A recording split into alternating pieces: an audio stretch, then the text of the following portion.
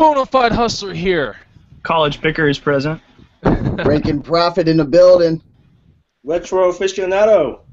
What's going on, guys? Coming to you live from actually the inside of each of our Hustler hideouts, and welcome to the Green Room Hangout. Hopefully, the first of many hangouts that we're going to be having, not only with ourselves, but with guests in the near future. So, one of the things that we want to do before this hangout starts, because this should be a really, really good hangout for many reasons, but in order for the hangout to be beneficial to you, we have to make sure that the hangout actually sounds good to you. So if you can hear us perfectly fine, go ahead and comment on the comment feed right now and just say, I can hear you guys fine, it looks good. And CP, why don't you talk a little bit, Ray can talk a little bit, and Young talk a little bit. That way we can make sure we got the audio all synced up right. Can you hear me with this fantastic polo hat that I found? Take a guess how much it's worth in the comments. Oh, Testing shoot. 1 2 3. Testing 1 2 3. Rakin is in the house. I can see that. Is my microphone working? Can you hear me now? I Can you think hear me you're now? pretty good.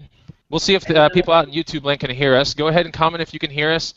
If you see me looking on this side, if you see any one of our pickers looking at something down below or on the sides, it's usually the second screen of the Hangout, and that's where we're looking at the comment feeds so we can engage with you guys better out there. It looks like, hold on, I got to keep refreshing this comment feed, but it looks like I think people can hear us. I want to make sure, I want to see a couple comments come down, make sure that the audio is good, and then we can kind of start the show. What'd you guys find today, man? CP, did you go thrifting or anything? Not Are you today. still sick? I'm getting over being sick. I didn't do anything today. Rakin, take a guess on his hat. What do you think that thing's worth? Can't even really see it. All right, CP, get in front of the camera. Come That on, means man. you don't read your Facebook Okay, I comments. see it. Wow. I've sold a vintage Ralph Lauren hat like that, a little different, for like $75. It was torn up and ripped. So I mean, that thing's Young. sweet, man. Take your guess, Young. I think he can get. Oh, so USA hat too? Easy, $30 at the minimum. All right, CP, what do you think the estimated value of that hat is? The last one went at auction, started at $29.99 and ran all the way up to $105. Really? Same size, same hat. No way. If you autograph it, though, it'll probably go up to $200, though, honestly. So let's go back to the comment feeds. Are you guys seeing any comments rolling through about the sound check? Let's make sure. Yes, sounds good. Jeff Barnes in the house. We got Wompsky, sounds good. Okay, so it sounds like they can hear us. There's some people in the room watching this right now. So actually, there are 43 people in the room watching this program. So let's kind of get started. And for the people maybe that are just joining really quickly, I'm going to give like 1 minute about myself. My name's the Bonafide Hustler. I run a YouTube channel here on YouTube. Duh. It's dedicated to showing you how to make money from garage sales, estate sales, yard sales, swap meets, and how to resell it on channels such as eBay, Amazon, FBA, and the Antique Booth, and Craigslist. So that's pretty much me. I've been doing it since past 10 years, and it's a lot of fun. And I should be having a book coming out soon. So, CP, take it away. Who are you? All right. I am the college picker. I started picking and reselling going through college, and now I'm graduated, but who knows? I might go back to school eventually and do stuff. But I do the same thing. I sell on eBay, Amazon, and Craigslist. I just started an Etsy store, which is a whole new project. Had 3 sales on there so far. But, yeah, you can check out my YouTube videos. I do some product reviews a little bit more now and other kind of picking-related stuff. Rakin, Steve? what's up? What's happening, everybody? Well, my name's Steve, and I run a YouTube channel, Ranking Profit. If you've been following me, you know that pretty much I specialize in clothing, but I also do sell on other platforms and different items. I sell on, obviously, eBay for clothing, Amazon. I do a lot of books and media, Craigslist. I do bicycles, household items, anything I can really get my hands on that has value. I just recently released my first ebook, 101 Killer Clothing Brands, which is pretty much for, pretty much the newbies, the intermediate, and even the advanced. Just a lot of information about clothing and whatnot. And I'm a full-time picker, reseller. That's what I do. Been doing it for over a year, probably maybe coming up on a year and a half, and learning something new every single day, and I love every minute of it. So, yeah, I'm really happy to be on the program tonight. Cool. Young, what's up? Yes, I've been picking and reselling since I was 15, 1987. Okay, you guys do the math. That tells you how old I am. But I've been doing it steadily since. Been on eBay since '98, but now the whole thing's flipped. I'm on Amazon more, so I'm about 80% on Amazon, 20% on eBay. But yeah, man, I don't do it full time like you guys, but I hustle pretty much a lot of stuff. But your goal is to go full time in about a year and a half, maybe 2 years, right? Probably in a couple of years. Cool. So it's good enough for anyone out there that's watching going, I got this job and I don't really like it, or I got a boss and I don't like having a boss. I would really like to just do my own thing. This is definitely something that you can do. I mean, College Picker, you do this pretty much full time. Raken, you're full time now, right?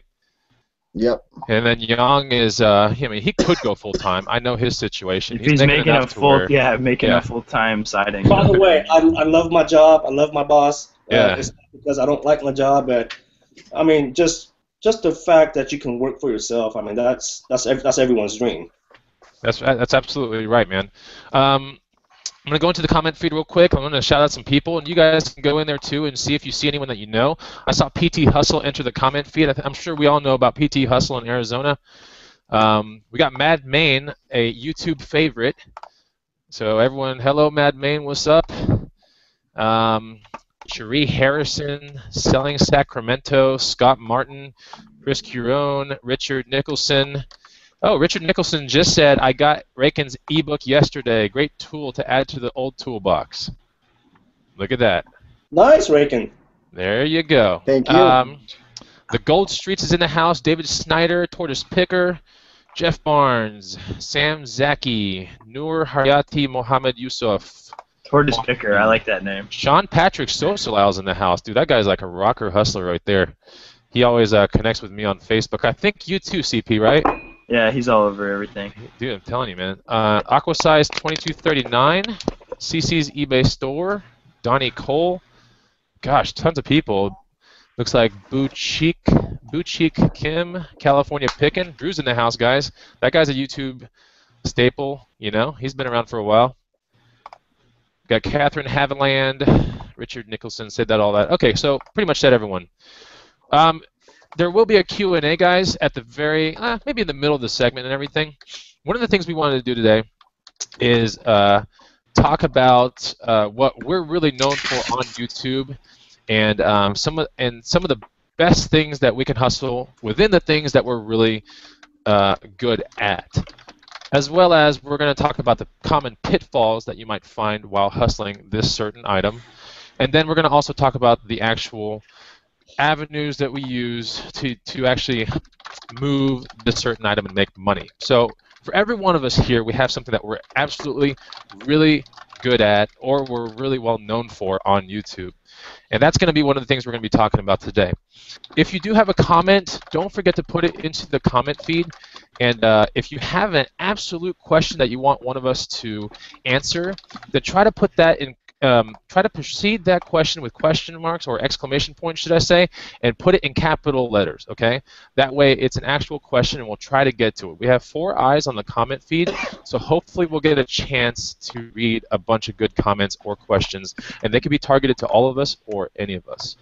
You guys want to say anything before we jump into the segment? No. Thanks, everyone, for joining. Yeah, no joke. We'll talk about the green room thing later and all that stuff. Of course, we have all formed this exclusive Facebook group that does cost money to subscribe to it, and it's a yearly subscription fee, and it's proving to be a really amazing asset for all the people that are in there already. So that's basically what we're doing here, and we want to potentially create a really good picker show that you guys can look forward to every single week. So what better? It's amazing to have your favorite pickers here on one channel, and you can just tune in, and maybe you'll get a shout out, maybe you'll get your comment heard or your question answered. It's just a lot of fun. It lasts 1 hour, and we'll try to do it every single week. So I'm the Bonafide Hustler, and the single best thing that I'm known for on YouTube, and I started making videos pretty much on this subject on YouTube, are bicycles. And bicycles are one of those interesting things because no matter where you are in the country, or any country, should I say, a bicycle is kind of one of those things that you see on a regular basis. Now, little do people know that you can actually flip and resell bicycles. So there's a lot of money to be made in bikes because they tend to pay you much more than, let's say a calculator you find at a garage sale, or, a shirt you might flip, an average shirt that you might flip on eBay or, let's say, Amazon. If you're picking the right kind of bicycles, you tend to do extremely well for the amount of money that you have risked in the product itself. Would you agree, Raken? Absolutely. If you have the right bike, I mean, you get a pretty decent return almost exactly the way you want it and exactly the way you saw it, right? Super easy if you find the right item. Yeah. No returns. No returns. The person comes over, or you meet up with them. They ride it for a second. I like it. Cool. Here's the cash. You never hear from the person again. You're not dealing with feedback. You're not dealing with PayPal. You're not dealing with any of that stuff. You're dealing Cash with money. cash as fast as it comes in your hands. It's really amazing. So, that being said, I have flipped thousands of bikes, and I only have a small fraction of those pictures on my actual Facebook for the Bonafide Hustler. There are so many pictures that I don't think putting them all on the entire Facebook page proves anything, but I did want to put a pretty decent amount. That way you guys know, like, I'm really good with bicycles, and if you ever have a bike question, then go to the Bonafide Hustler Facebook, or you can go to Raken's Facebook, or you can go to College Pickers Facebook, and you can ask us specific bike questions, because all three of us are pretty good at that. But we were talking about this yesterday. We had a Green Room admin conference call, and the single best thing that, if you are out there and you don't know anything about bicycles, the single best thing that you can look for is a vintage road bike. What do you say, College Picker? Yes or no? Yeah, look for those drop handlebars, and you will be golden for the right price. I like that skateboard in the background, bro. My eyes just went to the skateboard in the top left corner. Anyway, it's Teenage Mutant Ninja Turtles, dude. It's no on my Instagram. way. Oh my god. We're so off topic, but yeah, it's on my Instagram if you want to check it out. That's pretty cool. I think you need to send it to me. So, and Raken, you would have. What do you think? A road bike, a vintage road bike steel frame. Would you say that's high on the profit scale, or in the middle, or lower? What do you think, man? Oh, absolutely. You're definitely getting up towards the top. You find those rallies. Man, those rallies, it doesn't, if you find a steel frame rally, whew. Yeah. I know you know about that very well, and you know about the Cannondales, because I know you hustled Cannondales. I know College Picker specifically, Motobicanes. College Picker's done Fujis. He's done everything, really. And I've done just about everything as well. So the single best thing you can look for is a vintage road bike steel. And I'm going to go ahead and say aluminum frame, but aluminum frames typically are not really vintage considered road bikes unless you get into like the Treks or the 420s or any of that kind of stuff. Those were kind of well-known aluminum frame road bikes that carry insane amounts of resale value in a college town. Now, when I'm talking about insane, I'm not talking about north of $600 or $700 or $800. I'm talking insane in comparison to how much money you buy the bike for. So vintage road bikes, when I pop into them, I'm popping into these things for about $100 and less. And many of the bikes that I'm popping on are like $30 and less. I find these kind of things at garage sales and thrift stores primarily. And every now and then I'll find a pretty decent vintage road bike at a pawn shop. And yes, it's absolutely possible to hustle a pawn shop. It's actually one of the chapters in my book that's coming out. So yeah, let's take it from the top. You can actually make a lot of money if you don't know anything about bikes, and if you just want to focus on one type of bike alone, you can focus on a vintage road bike. Like College Picker said, it's the road bikes with the drop handlebars. A lot of times they'll have shifters on the stem, very close to the handlebars, or they're going to have shifters on the down tube, which is the tube that's diagonal, leading from the front tire down to where the pedals are. So if you find that kind of setup, flip the bike over, look for cracks. Let's talk about most common pitfalls real quick that you can be encountering. Typically, when you find these vintage road bikes, I'd say half the time you're going to find them with tires that don't have air in them or tires that need to be replaced. And you can ultimately make the judgment call on whether you want to put tires on the bike or new tubes. Because honestly, even with flat tires and even with shredded up tires, it still has amazing amounts of resale involved because people just put on new tires and they put on tubes and they're just fine with that. So, but that is I would say a pitfall involved with road bikes. I would say a bent front fork is the most common pitfall that I would see, and it's kind of a buzzkill because once you get a bent front fork, it's kind of like the bike is worth about half of its resale, if that. And you can kind of tell a bent front fork. One of the best ways to test and to figure out if you have a bent front fork is to put your foot on a pedal and then pedal the pedal as far as it will go forward, like here, okay? And then you twist the front wheel, and if the front wheel nearly hits your foot, it does mean that the fork is bent, because there should be about a 1 or 2 inch gap when the wheel turns and your lead foot is in its forward position. The front wheel, when you twist the handlebars, there shouldn't be any hitting, okay, like right here. Okay, so that's one of the things. I'd say it's the most common pitfall, and it's a huge buzzkill because once you find that out and you've brought the bike home, it kind of sucks. But if you're buying smart, you're still going to make some money. You just won't make a killing or a home run kind of profit on it. The market involved to sell a vintage road bike primarily is Craigslist, but if you're finding some really tough ones like Serrata, Cannondale, some of the Treks, and there's so many different ones out there, Le Monde, Fuji, like College Picker's Fuji that he found in one of his videos, those belong on eBay, okay? And of course, you can put things on eBay if you buy it for super cheap. If you're kind of heavily into the bike, then maybe it's more of a Craigslist type of thing so you can flip your money faster. eBay, between PayPal and eBay, shipping the bike off, UPS ground shipment, it takes a while. It takes about 2 or 3 weeks before you see a money conversion happen. Whereas if you put something on Craigslist, you're likely to sell the bike within 24 or 48 hours if you have something that's really good. And that will be my segment on what I'm good at. All right. So, CP. I want to add to the bikes like 2 Go seconds. ahead, man. Don't cut yourself short on money. If you can do as much research as you can, make sure you look up if it has like a Reynolds sticker, figure out what kind of metal it's made out of, and see if that's like a super sought after alloy. If it is, then it could be worth so much more just to get the frame on eBay. So just do some basic, simple research if you see a Reynolds sticker on it. If it has some numbers like Reynolds, I don't know, like 4821 or something, where it has like the steel number, that steel might be super sought after no matter what model it is, just based on the steel. So that's right. Reynolds steel, that's getting very nitty-gritty into it, but that's absolutely correct. So Reynolds is one of the highest sought-after steel composition, whatever, the composition of a road bike. If you have Reynolds steel, that's really good. Most likely you're going to have like just normal, chromoly butted steel. When you're dealing with aluminum, anything Easton grade is very, very highly sought after, like Easton, like the baseball bat company. So if you find that, that's a really good thing as well.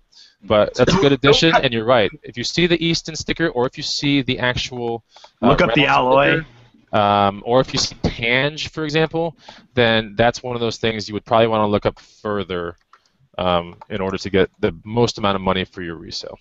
It might help with your Craigslist ad too. So. Oh, absolutely. Absolutely.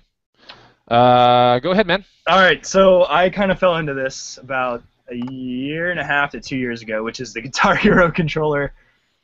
Ethan's roommate, I taught Ethan and his roommate how to flip when they were still going to FSU, and his roommate said Guitar Hero controllers are worth money. I didn't believe him.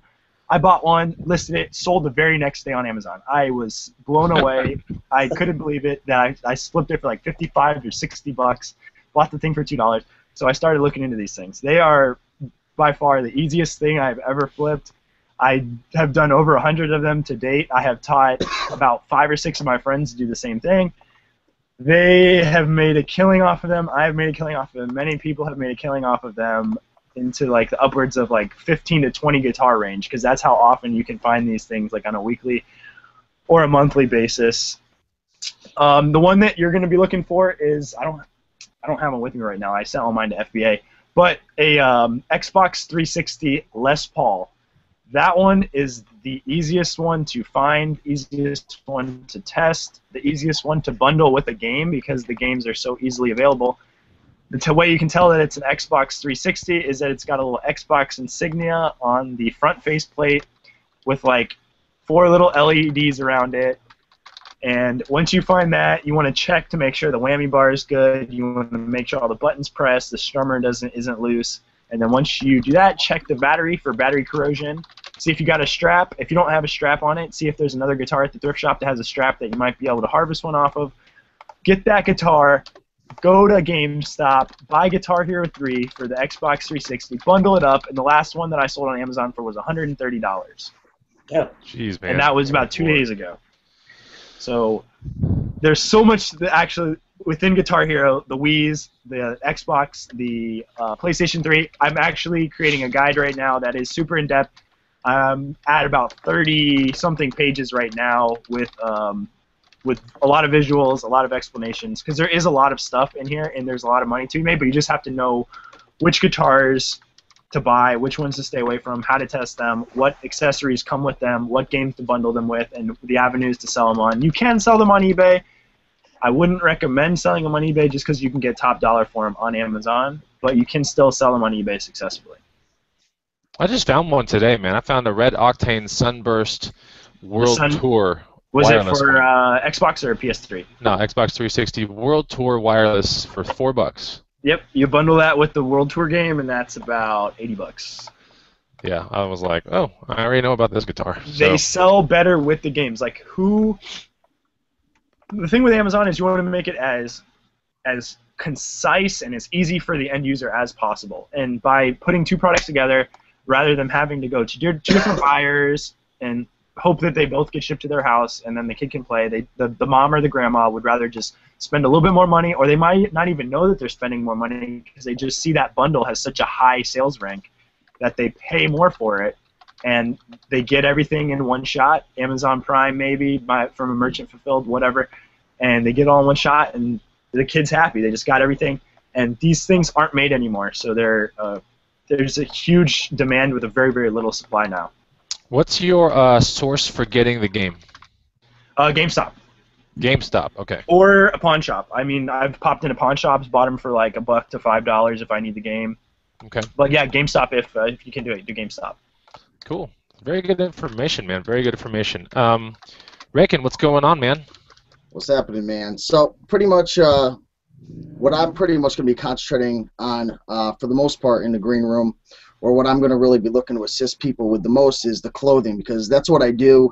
I mean, I've sold thousands of pieces of clothing. It's ridiculous. I mean, as your inventory starts to get bigger, you're going to start selling more items. So that's really key. And the reason why I really love clothing, and I always suggest it to people, is because there's so much abundance of clothing. Go into any thrift store, and what's pretty much, you're going to see two main things that stick out to you most. You're probably going to see a crap load of books, and you're going to see a crap load of clothing.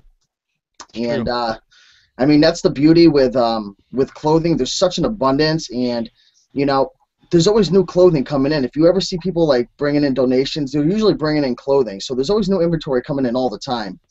And I mean, there's such a selection of stuff. There's jackets, polos, button fronts, sweaters, sports jackets, coats, suits, athletic apparel. I mean, we could go on and on. So I mean, there's so many opportunities for you to really create a niche. And it's really easy for new folks to get into because it's super, super cheap. I mean, you go to like the Salvation Army or the Goodwill or Savers on half-off days, I mean, you could really accumulate a really big inventory of really high-quality, profitable items at a low, low cost. So, I mean, huge opportunity in terms of, you know, a low investment. And a lot of people, they're always concentrating on brands. They always want to know about the brands, and that's super important. But the beauty with clothing as well is the brand is important, but the style that you get, the type of item that you actually get in a brand is even more important. So, I mean, there's unlimited opportunities for clothing. You could get the crappiest brands out there. You could get the American Eagles, the Aeropostale, the Gap type of stuff, the stuff that's kind of lower end, and still make killer profits if you find, you know, shearling jackets and leather coats and limited customized type of items. So, I mean, that's really a really key factor in why I love doing clothing. And the bigger size stuff too does super, super well.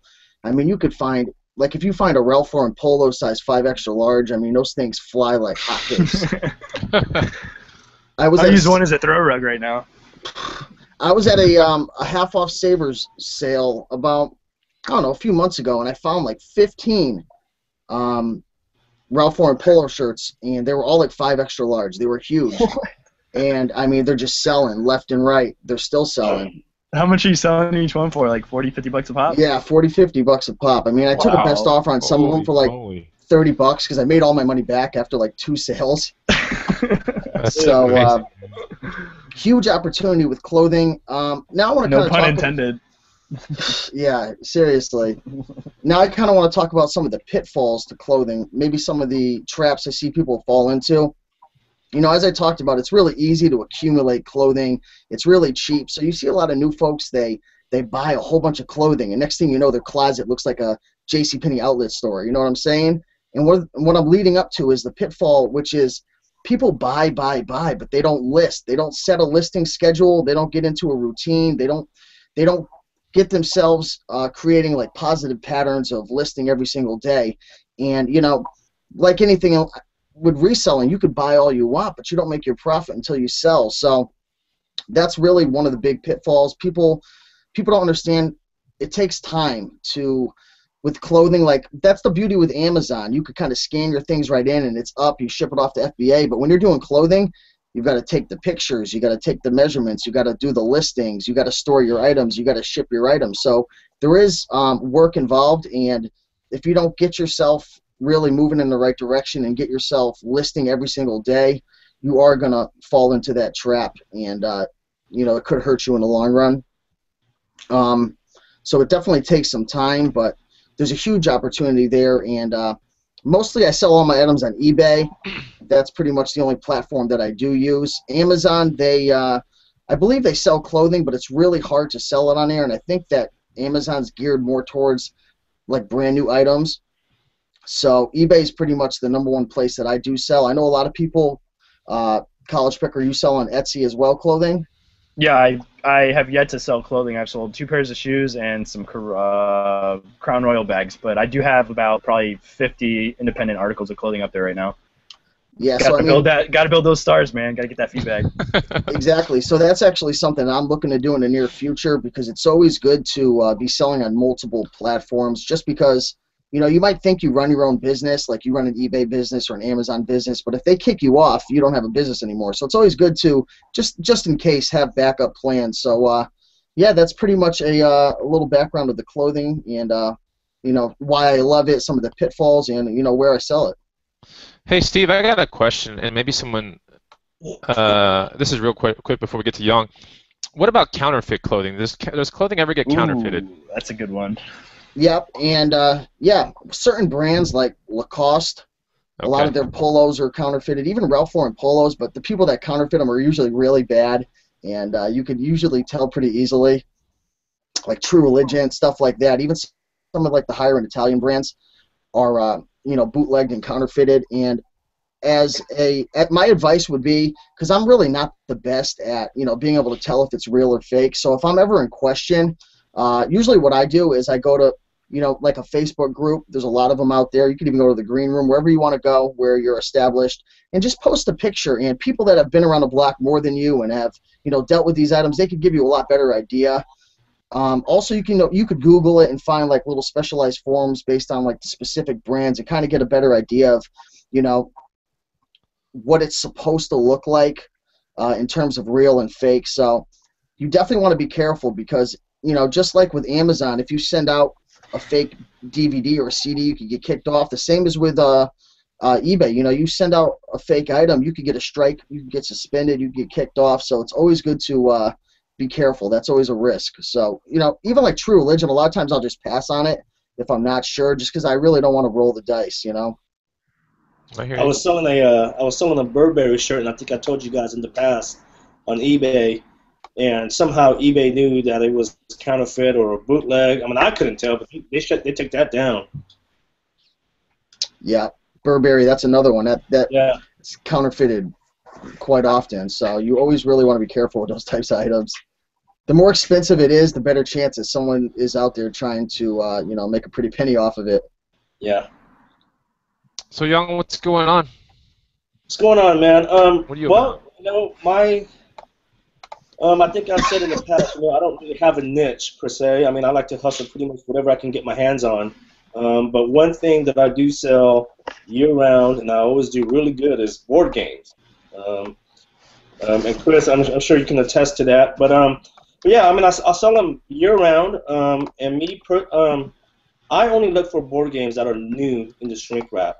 And the only reason being is because I don't want to be stuck buying a used game and start counting the pieces. That's a waste of my time. I'd rather just source brand new games, still in the shrink wrap.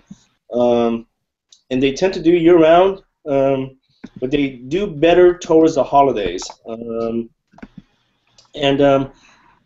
Yeah, and certain games won't do as good as others, but I've sourced games for like $5 and I sold them for like 100. I'm not going to disclose what that game is. That's only for the green room members. I'm sorry, but come on, just one game. No, I'm just kidding. Monopoly. Monopoly. Yeah, right. Operation. No, don't buy Operation, please. Yeah, so some games, there's a lot of rare games out there, but yeah, so some do better than others. And the pitfall, I guess, is like I said. I mean, there's nothing wrong with sourcing used board games. I mean, people do it all the time. Again, I just don't want to waste my time sitting down and counting the pieces. Because first of all, like a lot of the games that I source, I don't even know what pieces are in there. You know what I'm saying?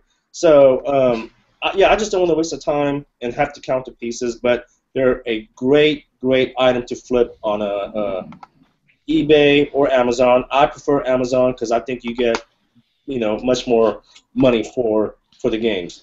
Top dollar. When you say Amazon, are you referring to merchant or the FBA one? FBA. You know what? Okay. So the thing about FBA is you can be selling the same item that a merchant is selling, but they will buy from an FBA seller, even though he's selling it for like $20 or $30 more. Yeah. Only because Amazon backs him up. Get that little blue. I don't know, what is it? The blue Prime logo of knowledge next to it. Yeah. Just draws you to it. You gotta click on it. So always do Amazon FBA if you can. Cool. So hopefully you guys out there know what we're a little bit about. If you're just checking out this for the first time, 3 of us are YouTubers, and you know that we all 3 or all 4 have completely different things that we're extremely really good at. Now that being said, we do want to make sure that we give shout-outs to the right kind of people that are talking in the comment feed. The comment feed has been blowing up, so we got to get into the comment feed and check some things out, because there are questions that are dedicated to one of us or all of us, and we want to make sure that we hear the people here in the comment feeds. A lot of the nitty-gritty kind of stuff on the things that we're really good at, we do put into the green room, just so you know. We put a lot of the interesting little secrets that we use to find the things that we're really good at in the green room. And we put a lot of, what we buy it for, what we sell it for, the common pitfalls, on just about everything that we're good at. Lots of pictures. As well. Lots of pictures, that's right. I think that's the best part about the green room. Honestly, I'm making money off the green room, right? And I know a lot about a lot of stuff, but I'm learning off of Yong's posts a whole bunch. I'm learning off of Raken's book a whole bunch, and then today I found myself in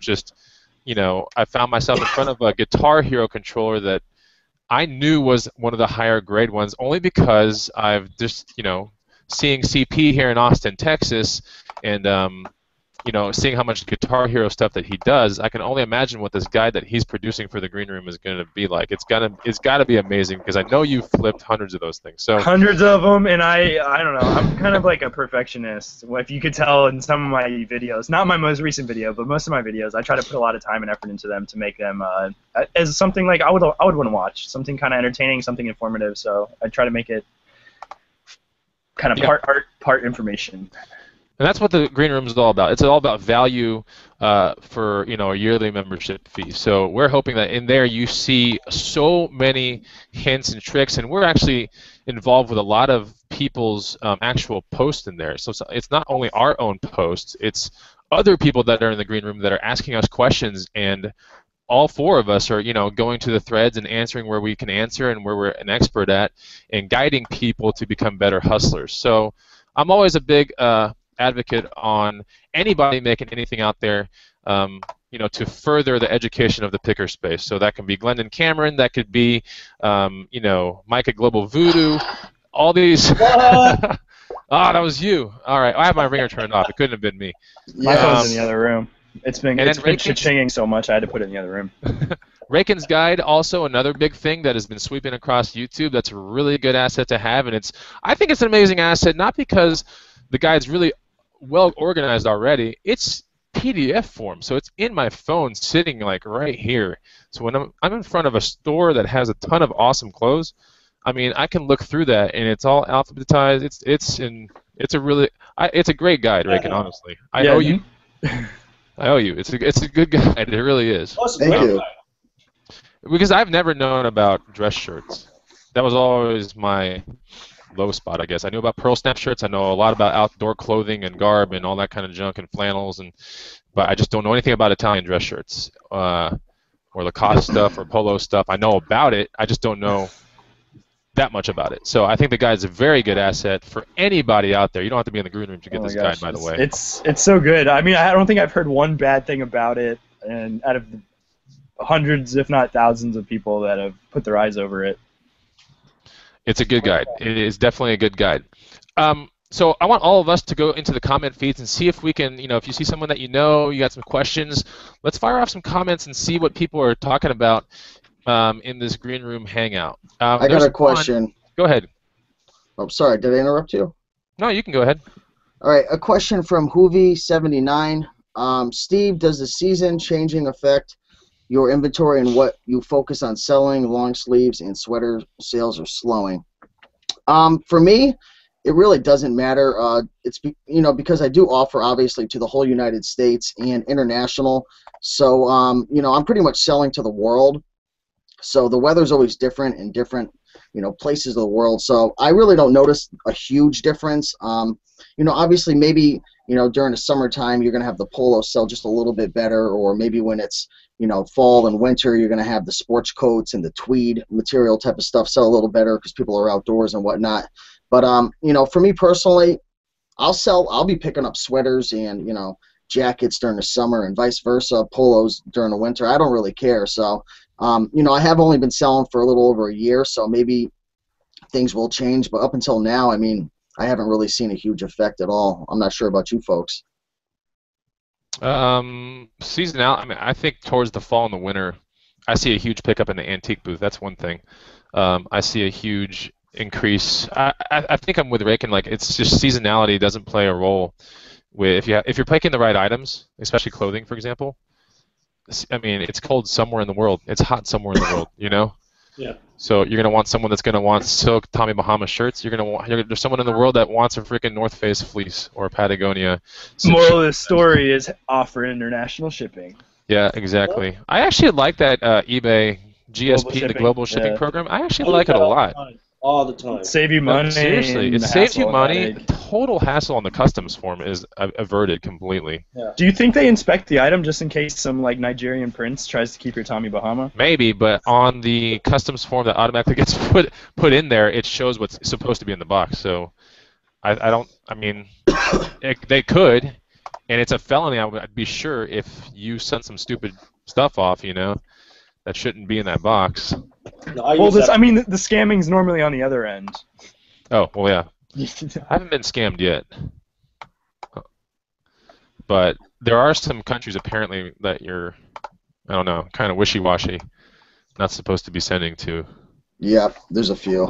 I'm very suspicious sending stuff to Brazil. I've heard some bad stuff about Brazil. Yeah, I've had problems with Brazil. Oh, yeah? I'd probably, I usually exclude anywhere in the Middle East. Somalian pirate ships. Yeah, they never pay when they buy. Let's see, Russia, because I think Russia was having a hard time with their postal system, I believed. Mm. It was really, really backed up, and I shipped there a few times, and it was 3 months it didn't even get there. It finally got there, so I kind of try to avoid Russia as well, Africa, places like that. Okay. Cool. Some more questions for Raken, actually. Hold on. What a popular guy. Well, here's just comment for Raken. Thanks, Raken. I just shipped out a blazer to South Korea for $160. Thanks to you. Whoa. Right after Sweet. that was something that's from Mass Pickers. So shout out to Mass Pickers. What's up, guys? I just wanted to share a find. Found these exact cleats for $10. And I looked up the cleats. He put a little posting there. It went directly to an eBay auction, and it sold for $174.14. Soccer cleats. I mean, 10 to 174. Wow. That's a huge profit, man. Are they colorful, or is it a good brand? No, they're just pretty like they're just red and white, and they're just these Nike Mercurial Vapor soccer cleats. I'm sure if they're called Vapor, they must be really light. But I actually sold a pair of Hyperfuse football gold edition with chrome bottom, like football cleats. Like I sent them out 4 days ago. Those went for $80, and I bought those for $10 at a thrift store. So I guess almost on Mass Picker levels. Almost, man. But I'm not finding any Nike Vapors yet. But that's sick. Congratulations to Mass Pickers. Those guys do. Those guys got Guitar Heroes on lock, man. Yeah, they have videos with their Guitar Heroes. I saw that. What else do we got here? All kinds of good questions.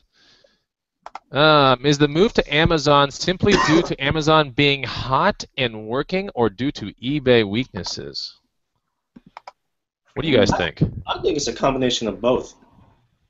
I mean, eBay obviously isn't doing as good as they used to, and Amazon is just, oh my gosh, they're just blowing up, man. They're, jeez.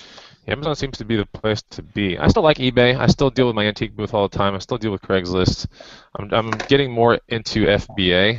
Mm-hmm. So we were talking yesterday on our conference call about the scanners that people buy and the software things that people go with when they start dealing with massive amounts of barcodes, and so that was really interesting.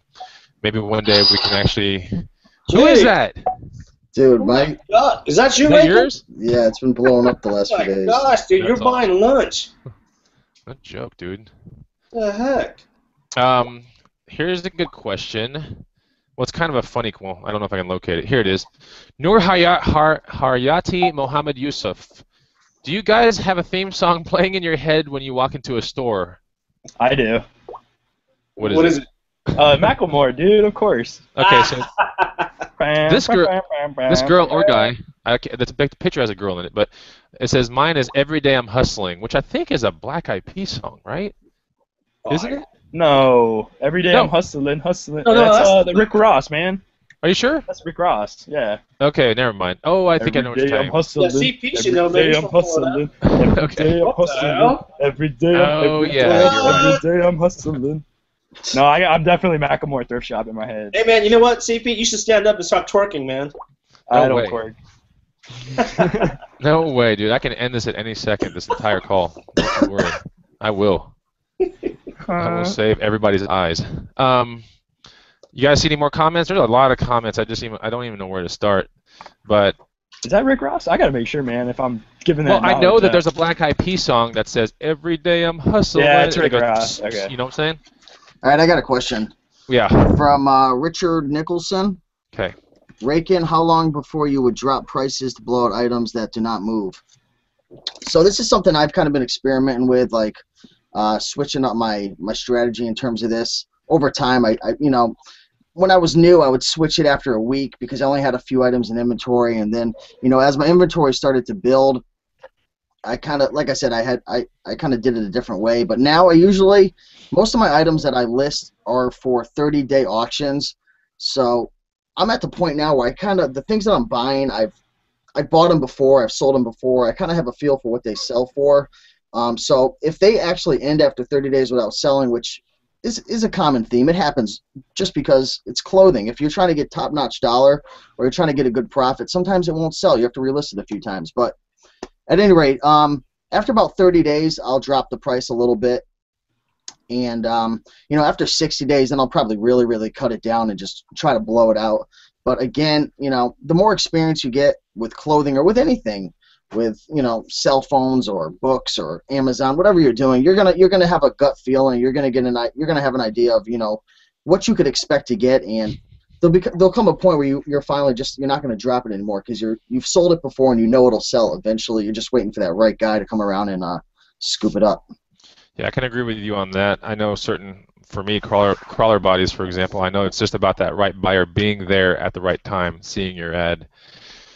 And those are some instances where you just don't, you don't need to cut it down very much or at all, and you're willing to wait for that, I guess. But that's cool.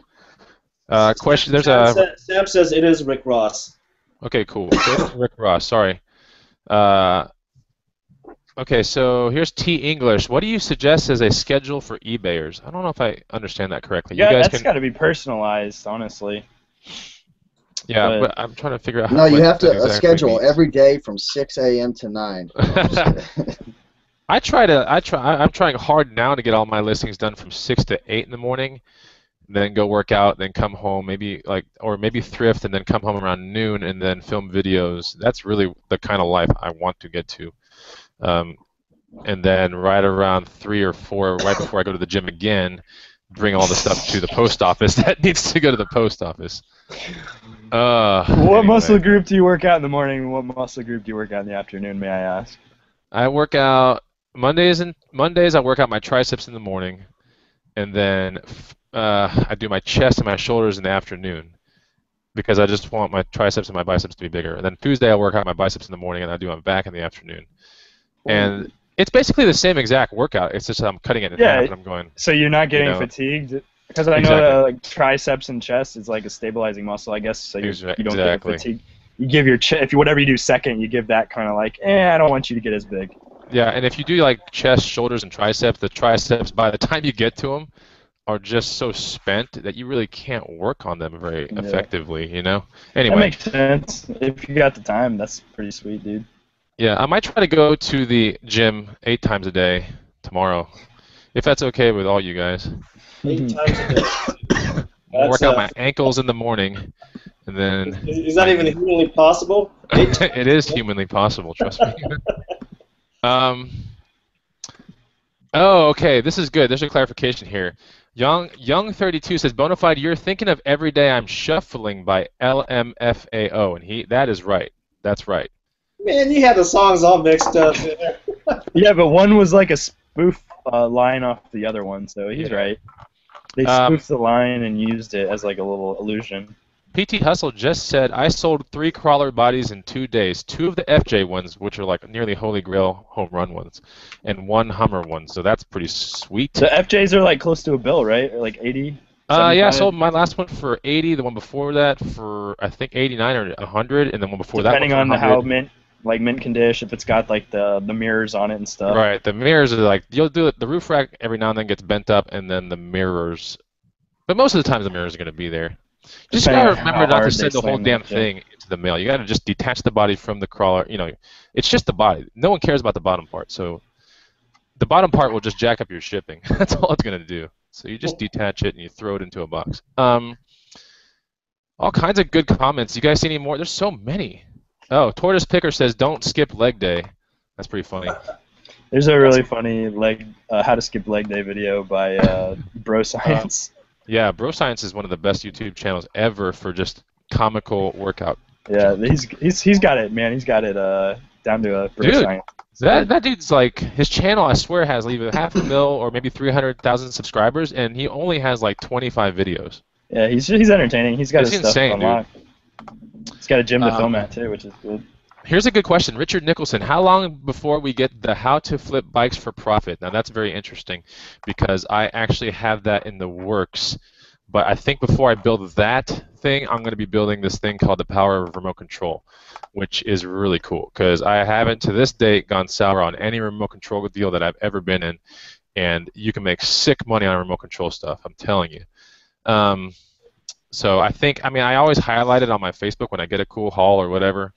But it doesn't do justice until you make an actual guide, such as the one that College Picker's making for the Guitar Hero things, because you really sometimes can't get the connection or the training that you need without a real good guide in front of you. I mean, it's so in depth. Like you can explain everything. You can explain every single model. Like you sometimes things like off the top of your head you'll slip or whatever. But like some people just like to read it, sit down, read it, and be able to have it as like a printout or Steve's got the PDF or something you can bring into the thrift shop. You know how long it took me to read Rakin's PDF, by the way?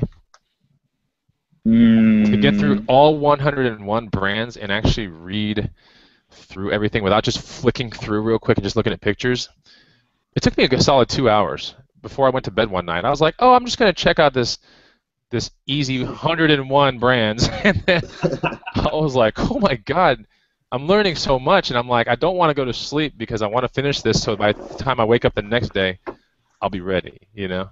Burn those brands into your brain. I did. I'm telling you, dude. Well, it's like the cool thing about it is it's a PDF format, so you can open it up on your phone. Oh, dude, telling you. Yeah. Telling you. We got a question from somebody that's in the green room right now. Wayfair Gems asking, hey guys, what's the best tips to get to a power seller rating? Oh yeah, she's in the green room, huh? Yep. She won our contest. She won my contest to get into the green room. Oh man, I better tell people this before. Well, let's answer her question real quick, and then we gotta update real quick something. So go ahead. What do we think? Power seller rating. I think the most important thing you got to do is accurately describe your product, because you get rated on all sorts of stuff, right? You get rated on how you sell your product. I mean, how accurate is your description, the shipping time. People rate you on so many different things, and then you get final feedback, of course. You gotta basically. I mean, how many things do you have to do to get power seller rating? I can't remember. You gotta have $3,000 in sales in the past 12 months and 100 transactions. So you gotta be pretty active. You can't just be doing a sale here or there. You just gotta list a bunch of stuff. I thought it was also a rating thing too involved. Or is that there just is. The DSRs. You gotta have Yeah. less than 1% DSRs for item as described, maximum of 2% for communication, shipping time, and shipping and handling costs. So, of course, offer free shipping because you'll get automatic 5 on shipping and handling. Always accurately describe.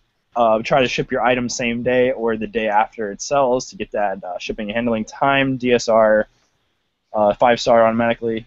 And then just grind out that 3,000 sales, 100 transactions with an amazing feedback. Always provide great customer service. Put some of those Steve Rakin stickers on it with smiley faces. That's right. And provide a good product, provide good service. That's good. No, I And agree. a lot of it. A lot of it. Just keep listing. Just keep listing. Yeah, that's true. I think Steve knows what we're talking about. Look, judging from the back of his background right there. It's like all tagged out and everything. Look at all that organization going on behind you, Steve. Man, I'll tell you, I wasn't staying organized the first like 7-8 months. I didn't create a system to be able to find my stuff, and once you get 400 or 500 items in your inventory and you don't have a system to find it, you are going to be driving. I was. Oh Especially if it's just like a blue polo and you have like 20 of them hanging out. Like 35 blue shirts. You're like, this shade of blue looks the same.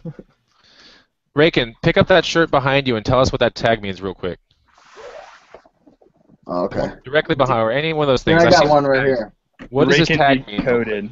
The 447, 1447. Maybe this could help someone out there. What does this tag mean to people, to you? All right, so pretty much I pretty much hold most of my stuff. This is stuff that's going to be transferred over to my storage unit.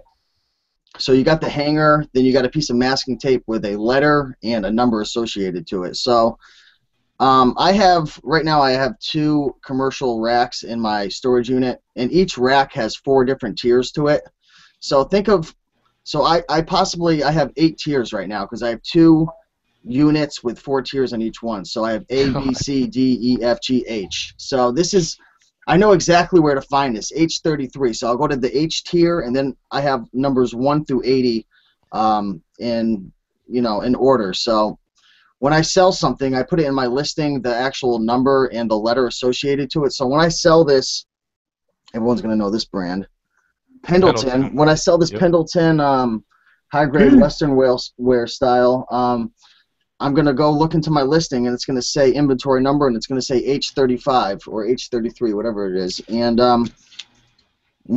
every day I go to my storage unit, I have about, I don't know, anywhere from 3 to 15 items that I sell. You never know. Some days you'll sell none. Some days you'll sell a crap load.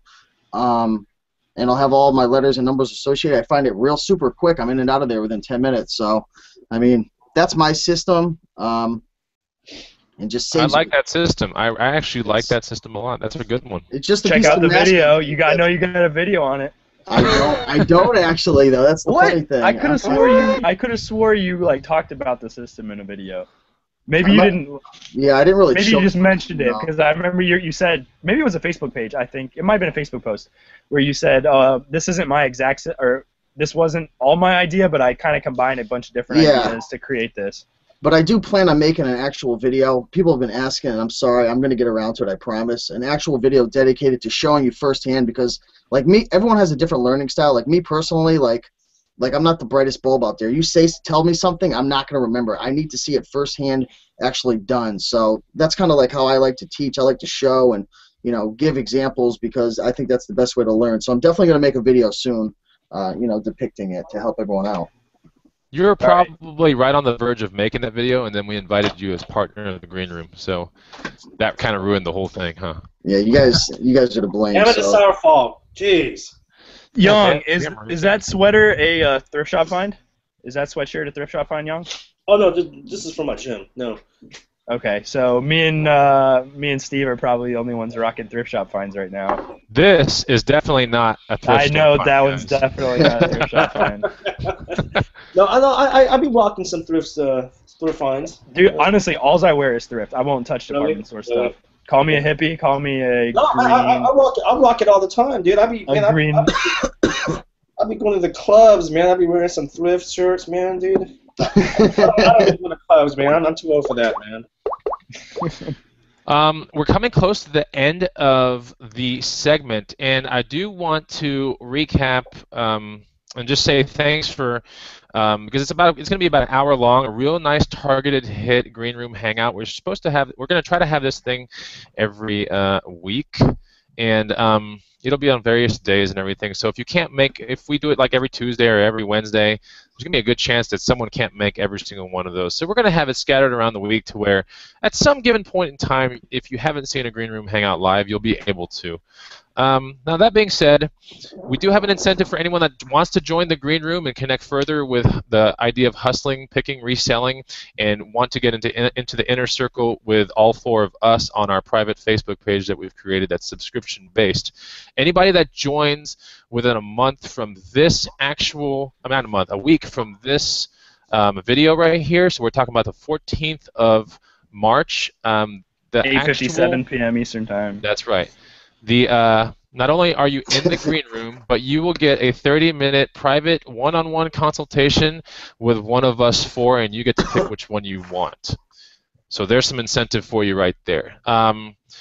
And we're all good with that, right? We discussed this yesterday on the conference call that this is one of those things that I want to connect, and I know Rakin and I know all of us down here, we want to connect more with you guys, and it's one of the better incentives, really, if you think about it, because you get one of us, anyone you want, for 30 minutes, and we'll do the thing over Skype or however you want to do it. Now, that being said, I do want to thank everyone that's been in the comment feed. There are a ton of viewers in the room right now. I wish we could do this thing for hours on end, but there are a lot of people in here, and I'm thanking everyone that made really good questions or gave us really good questions and remarks. And if we get a spare chance today or tomorrow, we'll try to get into the comment feed and answer you guys, you know, right there if we didn't get to your actual question or remark. And I really thank all you guys out there that are watching right now and keeping it on picker and like on reselling kind of topics, which is really cool. It looks like everybody in this picker feed is down to learn something, which is really cool. So I do invite every one of you guys out there to consider the thought of joining the Green Room. It should be a lot of fun. It's always a choice that you can make to invest within yourself. We all know that. And no one's forcing you. And there's always going to be this connection with the Green Room members. If you do not join the Green Room, you can always connect with us on these live Green Room Hangouts whenever you see them, okay? And we're going to try to do it on a weekly basis. We're all cool with that? We're going to try to at least? Weekly, twice a month, something like that. We'll see. Yeah, okay, so College Pickers around out twice a month. If we get it all to where it's a staple kind of thing, maybe we'll do it every week. We'll figure something out, but we'll be back here again to talk to you guys. And with that, I will say goodbye, and I'll let everyone down there to say goodbye as well. But guys, thanks for coming to this channel and watching this Green Room segment. Got any final words, guys? Olympics, Sochi, St. Patrick's Day. Those are the things to look for. Things to look for and hot things to consider. Hot things to list right now. Sochi Olympics and St. Patrick's Day. Rakin, Keep on picking and making that money.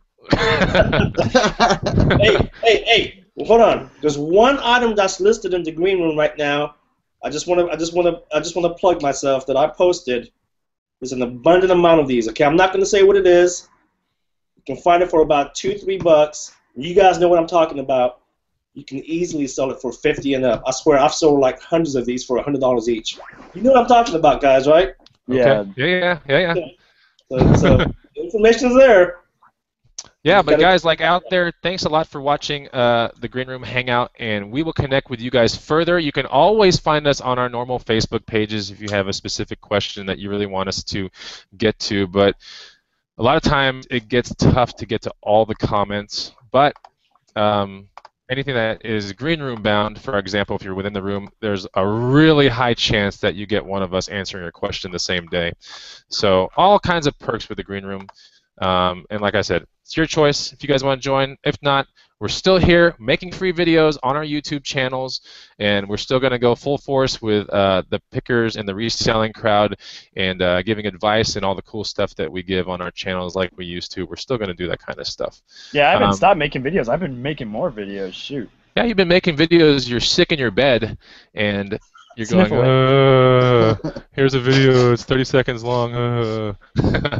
Anyway. I'm just messing with you, bro. Oh, Yard Sale Picker needs to get at us. She won the contest. If Yard Sale Picker is watching this, please get us your Facebook info. We can add you to the Green Room.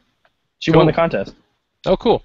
And remember, guys, if you do join the Green Room within 1 week, you get a free 30-minute consultation with any one of us down in this Green Room right here, the admins, should I say. Okay, guys, with that, thanks for watching this program, and we will talk to you soon. Bye. Bye.